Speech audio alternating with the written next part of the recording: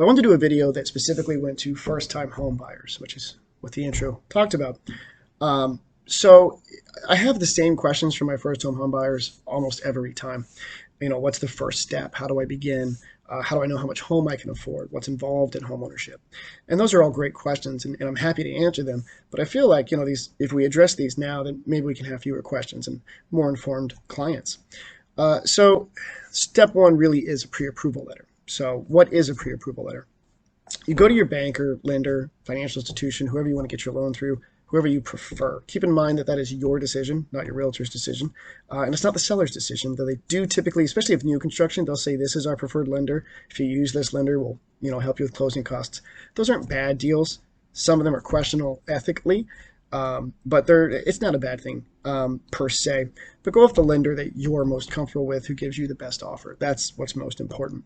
So when you go to that lender, they're going to pull your credit score. They're going to look at your debt to income ratio. They're going to look at your expenses and determine what you are likely capable of affording.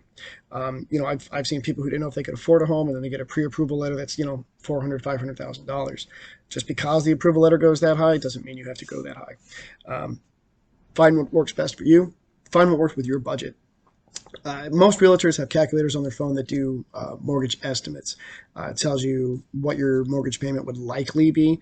And of course, most lenders can do that as well. They will tell you what your mortgage payment would be based upon the house you're looking at before you put an offer in, before you're locked in. So pre-approval letter, that's kind of the first step. Like I said, there's a lot of listings that they don't want you to show unless you have a pre-approval letter, and they absolutely will not take an offer from you without a pre-approval letter attached. That's pretty standard. They don't want to waste their time. They don't want to come off the market, thinking that they're under contract just to find out that, you're not qualified to afford that home. I do find that a lot of clients, they start looking on the market before they have a pre-approval letter. It's not an issue. By all means, check the market. I'm on Zillow every day. The issue that can arise is that you find the one, you find the house you love, and this is the one that you're set on, and you're not at that step yet. And then by the time you get your pre-approval letter, you go through the process, fix your credit if that's a requirement for you, and that house is sold. And now you're sad, you're disappointed, the house you were looking for is gone, and every house after that is just not as thrilling. So I highly recommend that you get the pre-approval letter before you really get in depth in that. Nothing wrong with checking the market and seeing what's out there, especially with new construction, because they can always build another one. But when you have some of these older homes, some of these existing homes, that can really get into a spot of heartbreak. So I do try to avoid that with my clients and make sure that they're ready to buy and that they're looking at a realistic price range before they fall in love with something that's just not practical, or they're not at that step. Once you have the pre-approval letter, of course, the next part is checking the market, finding the home, working with a realtor, hopefully, and seeing what you're interested in. First-time home buyers, it's a very good idea to go do a walkthrough, open houses, or book a showing with a realtor, and kind of walk different homes. Get an idea if this is really what you want. Take a little piece from each home and say, I really liked that open loft. I really like the floor plan here, open floor plans. I really don't like colonial, or don't like the farmhouses, whatever the case may be. Build that kind of image of exactly what you're looking for, and then try to find something that matches that. It's hard to find the exact home you're looking for. It's just, unless you're building with a specific builder and you can tell them what your dream home is and they can build it to suit.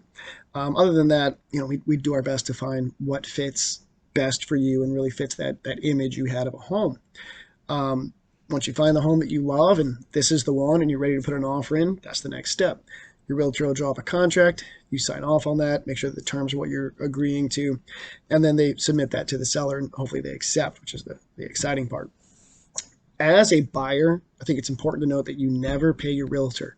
It's another thing I hear a lot is, how much do I owe you for this and how much do I owe you for that? You did this showing with me, we went to these different houses. You drove all the way out to Columbia, 100 miles from your home. What do I owe you? You don't pay a realtor for those things. At no point does a buyer actually pay the realtor in almost any transaction. There are exceptions, of course, but typically the commissions are paid by the seller because the seller is the one who's actually making money off of a deal. You're buying it, you're spending money. So, working with a realtor as a buyer, it's really not expensive. It doesn't cost you anything. Helping you look for a home, giving you advice, taking you to open houses and showings and booking showings, none of that costs you anything. And realistically, like I said, you never pay your realtor. Your realtor is paid a commission when we get to a closing, and it's paid for by the seller. There may be times where the seller has a clause that says that you're responsible for your realtor's fees, or there may be other situations that arise. There's training for a reason. But like I said, typically you, the buyer, do not pay the realtor. The seller pays those things. Keep that in mind. If you are a seller, you are kind of expected to pay the realtors their commissions, and it is usually in the listing. It'll have what the percentage is.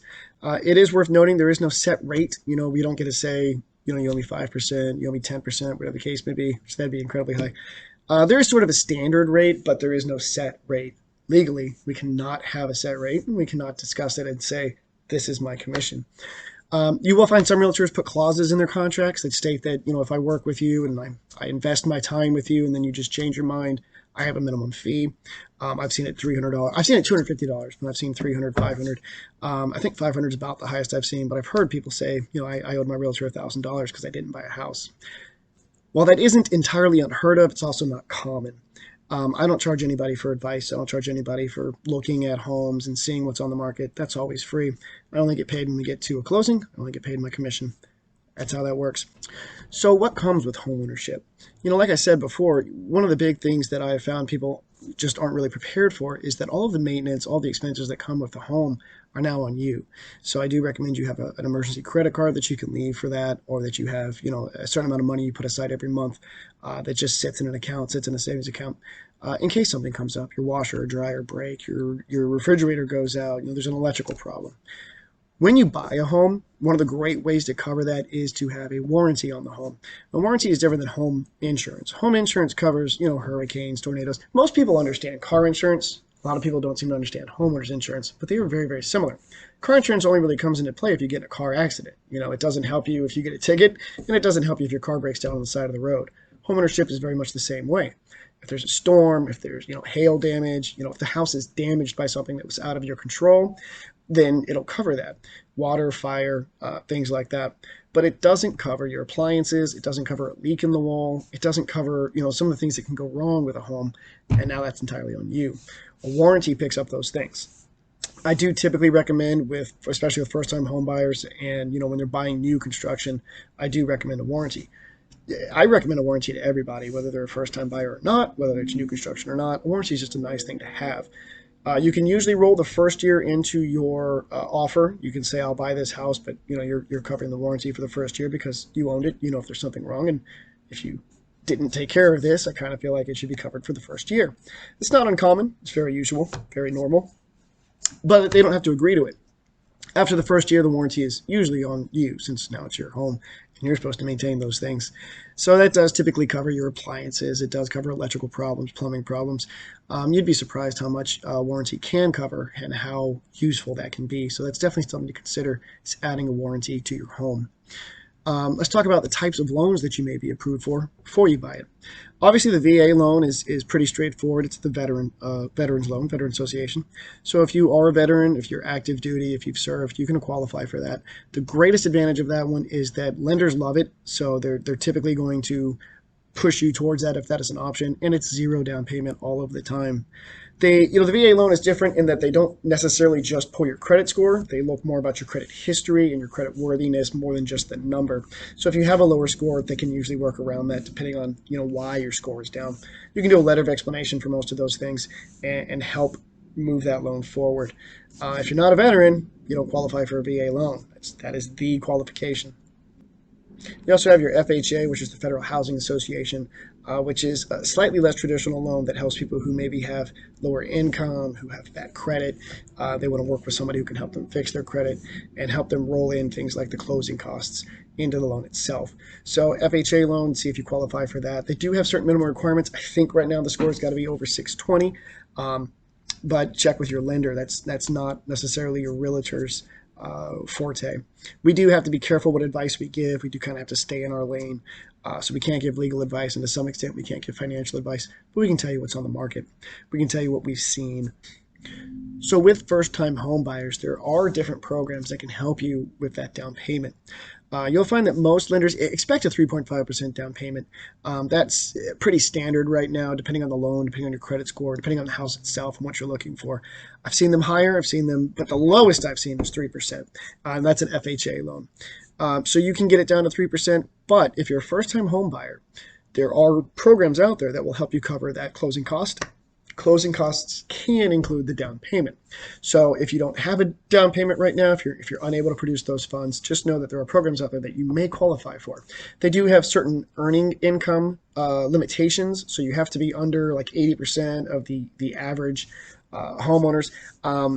I don't know what those numbers are specific for each county or for each home buyer, but there's a list that we can pull from. Again, that really kind of goes to your lender. So ask your lender what kind of first-time home buyer programs they have or what they're aware of. I've seen $6,000 offered to help cover those closing costs, and yes, that can be put towards, typically, can be put towards that down payment. I've seen VA, of course, has no down payment, as I said, and I have seen some loans where they said that the seller cannot cover your down payment. I want to cover that. The seller cannot cover your down payment. But I have seen where the seller is allowed to give certain allowances that would help offset that down payment. So talk with your lender, see what kind of programs are out there, what's available. I know down payments are always a big concern with first-time home buyers, but you'd be surprised how low we can get them. Again, it does depend on your income, it does depend on your credit score, it does depend on your lender, but there are programs out there that can help. I've seen if you use the preferred lender, they can get your down payment down or even take care of your down payment.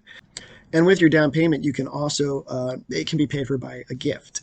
What that means, and that really doesn't apply to everybody, certainly doesn't apply to everybody, but a gift is where a family member, a lot of times they require that you can show what the relationship is, and it has to be someone that's either immediate family or near immediate family, which would be aunts and uncles and things like that.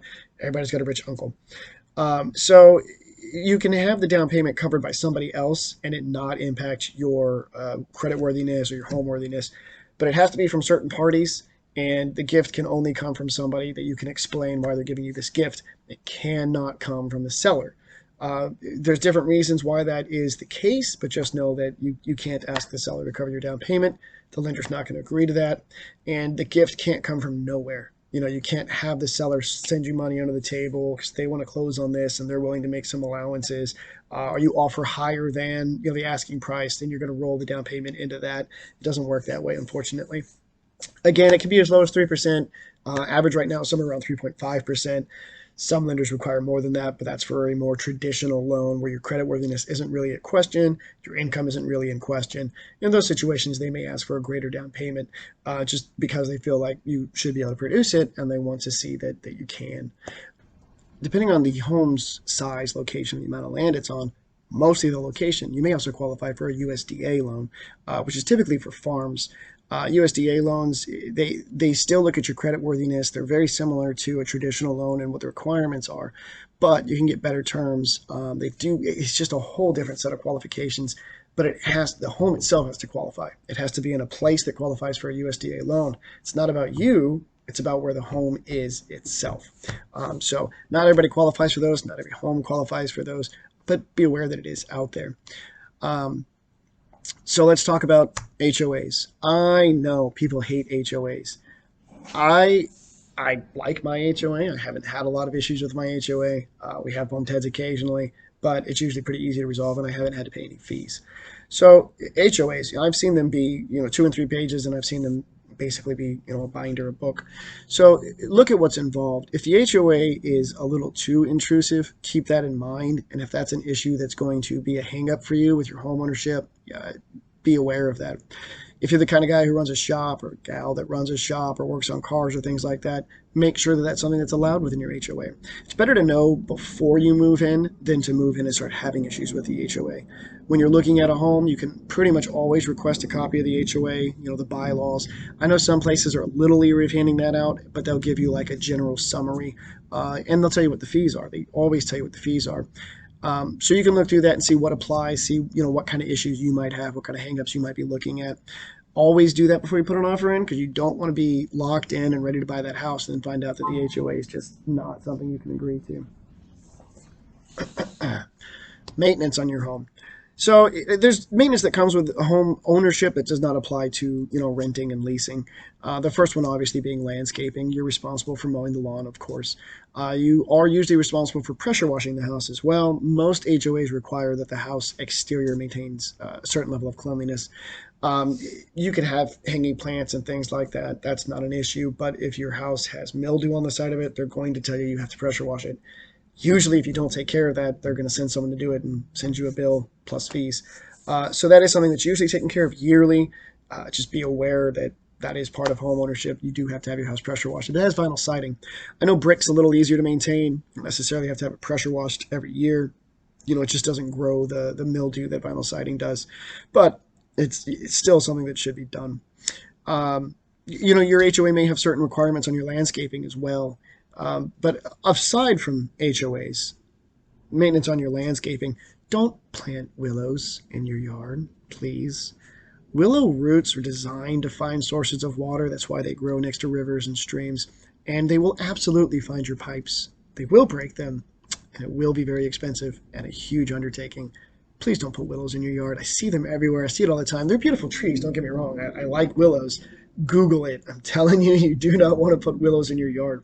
Don't put big, bushy, flowering plants around your AC unit. Yeah, they're great for concealing it, making it look a little nicer, but if your AC unit's having a hard time moving air, it's going to have a hard time cooling your house, or heating your house for that matter. And it'll also make it work much, much harder, which is going to cause it to die much, much sooner. And as we said, something like that happens, now that you're a homeowner, that's on you. That's your responsibility. That's your cost. So when you're renting, if you want to plant them and they don't care, by all means, when the AC dies, call your landlord. Inspections. So when you go to buy a home, an inspection is something that is going to be required with most loans. The inspection basically wants to be sure that this home is up to par, that it is livable, that there aren't any hidden issues, and there's nothing that is going to make this home lose value or have issues with it where now you're staying in a hotel and someone's got to pick up that tab. As I said, most people who are listing their home, most sellers, they will have an inspection done at the advice of the realtor and they'll put it in their listing. That's great. A lot of lenders won't accept an inspection that was already done, but I have found a lot of lenders will accept it as long as it's not, I believe it's 60 days old is what they're looking for. So if your seller has already had an inspection done, you want to save a little bit of money. I mean, I've seen them as low as $150. They're not crazy expensive. But if you say, this inspection is good enough for me and I can see that there weren't any issues or the issues that there were have already been addressed, then ask your lender if they can accept that inspection. Like I said, if it's less than 60 days old, some lenders will. If they say no, they want their own inspection done, that's fine too. They'll probably find the same things. I have had inspections done on a listing and they didn't really find any issues, or they found minor issues that we addressed. And then when the buyer shows up and they have their inspection done, there were things that that inspector wanted to address that we hadn't seen before, or that weren't a concern with the prior inspector. They don't always follow the same formulas and the same rules, so there's some that will harp on something that others won't. And those are things that typically have to be addressed before the loan can close. Even with lenders who want their own inspections done, if there's something on there like, this electrical outlet is a little bit loose, or, this ceiling mounted light, it wasn't coming on properly, it took a little time to come on. As long as it's not a major issue and it's not something that's electrical, plumbing, roofing, or foundation, the big four. If it doesn't fall into those things, a lot of times they'll say, that's up to you. If you want it addressed, then by all means. If not, we're happy to close on this loan knowing that there aren't any major issues. So once all of that is done, you've got your pre-approval letter, you understand what involved in homeownership and what some of your burdens are going to be. Your inspection is done. You found the house you want. You've had an inspection done. You're ready to put in an offer. So that is the step where you will get with your realtor and they will drop a contract. They'll walk you through it and explain, what is involved and what the prices are, what your offer is, and you'll sign off on that. Pay attention to some of the clauses that are in there. I always have a due diligence clause in my my offers, which basically means that within the first 10 days or so, we can walk the house, be sure that it is what we thought, that we're not having any buyer's remorse, we're not seeing something, with fresh eyes and saying, what, this actually isn't what I thought, or this isn't what I want, or this is more work involved in this house than I was expecting. Within that due diligence period, you can walk away. Most listing agents are aware that there's going to be a due diligence clause on any offer, and that the buyer can walk away. They will put a fee in there. I believe all of mine are $1. It's $1 because that is the minimum that we can put into a contract and still have it be considered legal. It's just a threshold that most states have established, is that there has to be some minimum fee to be legally binding. Ours is $1. I have had a client walk away. I have never had the listing agent request that $1.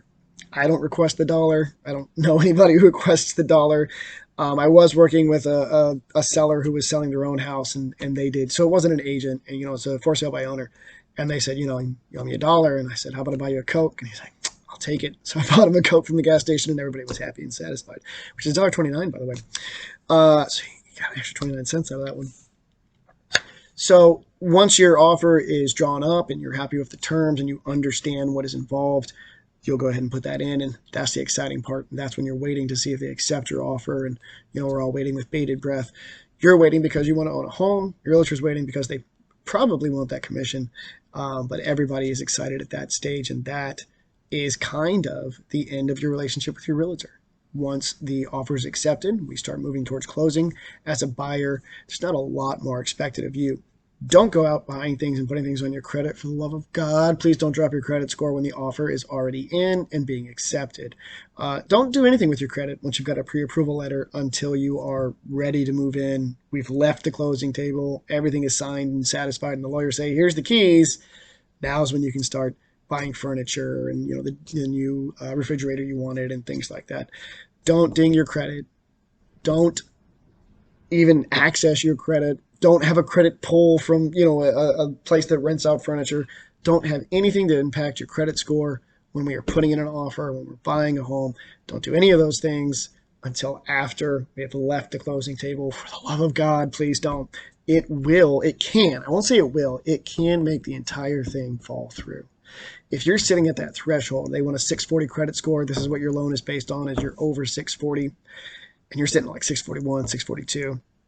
And then you say, you know what, I'm buying a new house. I'd like a new car. You go to the dealership, even if you don't buy the car, if they run your credit, it's impacted your score. And I know a lot of places will tell you, oh, no, we're going to do a soft pull, or, oh, it's not going to matter. It absolutely does matter. And what's going to happen is they're going to see that there was a search on your credit for something that isn't related to the home. If you are working with a lender and they're trying to look at your score, your debt to income, their terms aren't great. You've heard you can get as low as 2.25, and they're at 2.5.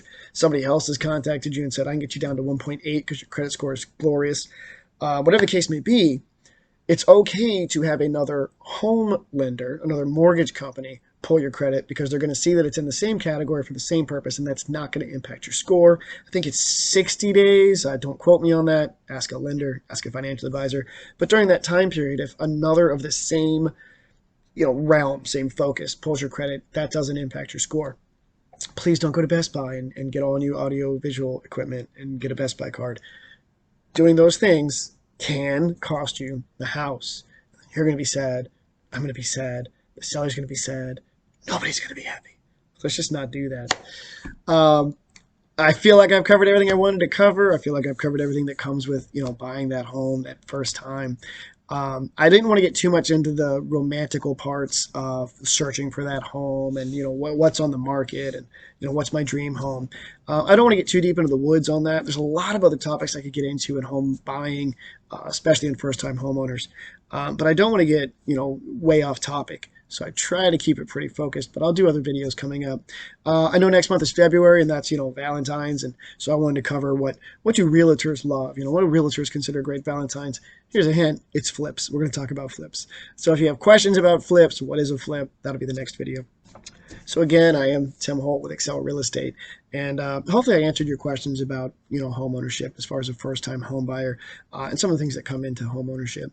If you have questions I didn't answer that are along those lines, by all means, put them in the comments. If I see a lot of questions or I see the same questions, over and again, I'll do a quick video to address those instead of waiting until next month and waiting to the next video, which is going to be on flips. So if you have questions about that, save them to the next video, or ask them now so I can address them in the next video.